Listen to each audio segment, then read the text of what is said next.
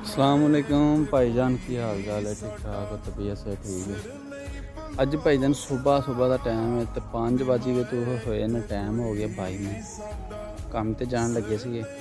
रोटी शोटी बनी है, हर चीज़ आ देखो समान कढ़िया सी बाहर और मैंने पूछा तो उन्हें हुण आख छड्डिया कि भाईजान समान जड़ा नहीं आया हजे ताड़ी चाल बननी कल 2 दिन अगे हो गए छुट्टी दे हैं, तीसरी दिहाड़ी अज जा रही गुल होंदी ते समान चक्या चकाया फिर भाई जी अंदर रख छड्डिया वा तुहानूं दिखाना स्टोर दे विच स्टोर कर छड्डिया दोबारा।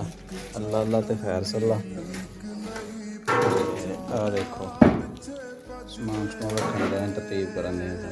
उधर माड़ी लाइट मारी यार दानिश और देखो ओ सारा समान रखता आ पिया साडा समान। ये हालात ने भाईजान परवेज दे समान नहीं आया तो छुट्टी है साडी ठीक है ते ओ दिहाड़ी जिहड़ी